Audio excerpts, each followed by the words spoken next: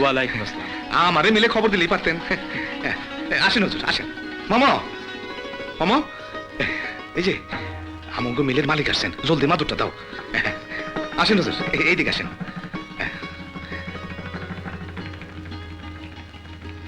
এই জলদি চায়ের পানি বসাও। বসেন হুজুর, বসেন বসেন হুজুর, বসেন। বসো বসো। জি।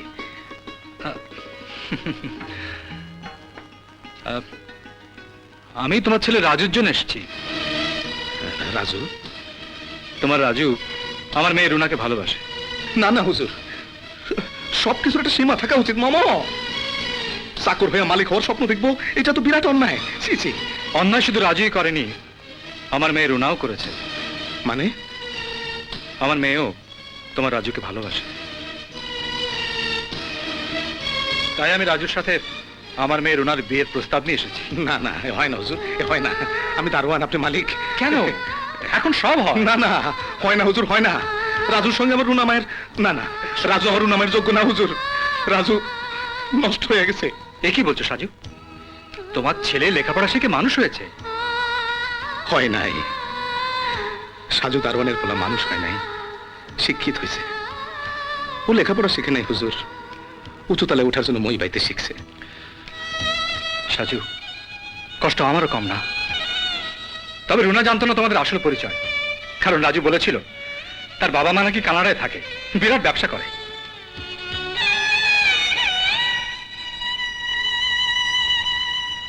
এখন অবশ্য সত্যি সত্যি ওরা একে অপরকে ভীষণ ভালোবাসে। নিজের সুখের কথা আমি ভাবি না। আমার মা আমার মেয়েটা সুখী হোক, আমি তাই চাই।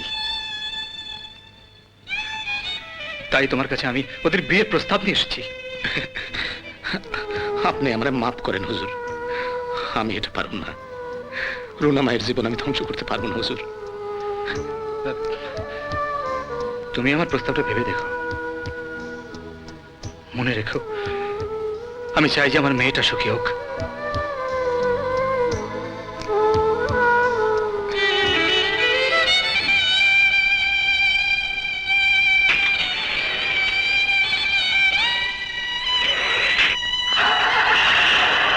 রাজু? উনি কোন রাজুর কথা কইল? আমাকে রাজুর কথা। আমাকে রাজু? আমাকে রাজুর বাপ মা তো আমরা। তাইলে উনি যে কইল রাজুর বাপ মা বিদেশ থাকেন, বড় লোক। মোমো, রাজু,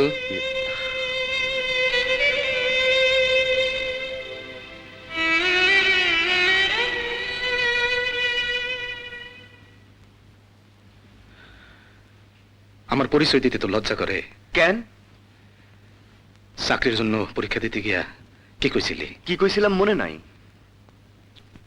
তোরে বাপের নাম জেগেছিল? হ, জিগাইছিল।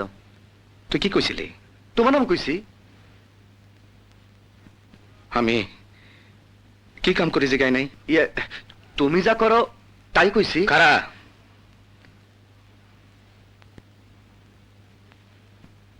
তুই আমার নাম কস নাই। তোরে ওরা জিজ্ঞাসিল তোর বাপ শাহজাহান আলী দারোয়ান কিনা, তুই কইছস না, তোর বাপ শাহজাহান আলী বড় লোক, ব্যবসা করে, কস নাই? আমার বাপের পরিচয় দেওয়ার মতো কি আছে? সে দারোয়ান, লেখাপড়া জানে না, এইসব কমু? মানুষ শুনলে খুশি হইব?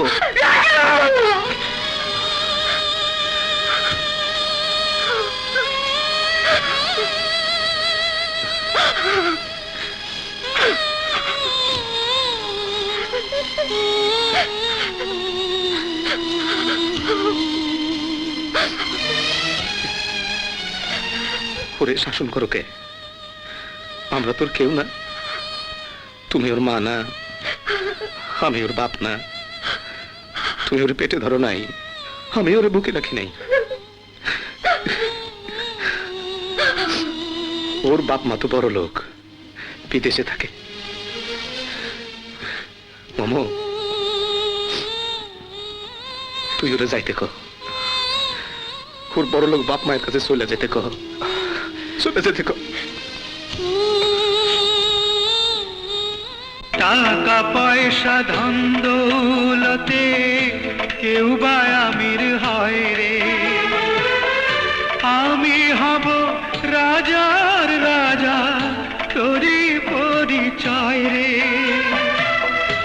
আমার মনের আকাশ জুড়ে লাখো সুখের গুটি উড়ে, নাই ভাবে কেউ সুখী এত রে।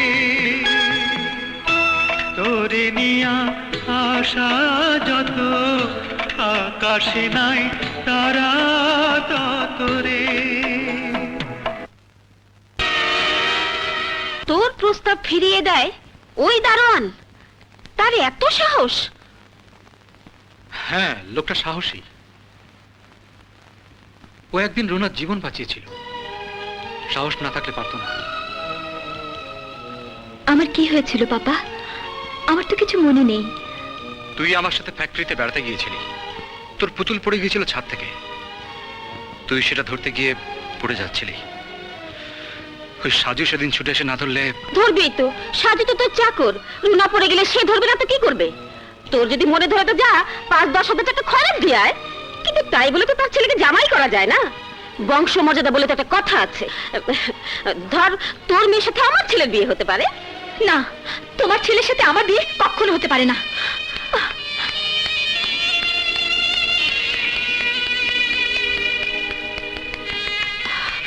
রুনা যেখানে চায় সেখানেই আমি বিয়ে দেবো। তাই তো দেয়া উচিত।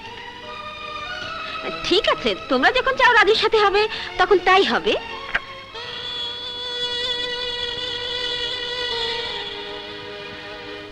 এসো।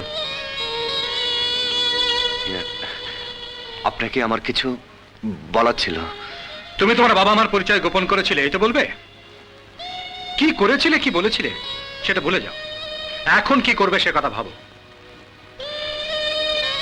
আমি রুনার বিয়ের প্রস্তাব নিয়ে তোমাদের বাড়ি গিয়েছিলাম, তোমার বাবা মা বিয়েতে রাজি না। এখন আমি যদি তোমাদের বিয়ে দিয়ে দিই, রাজি আছো? জি। গুড, যাও, রুনা উপরে গেছে, কথা বলে এসো। এসো বাবা, এসো।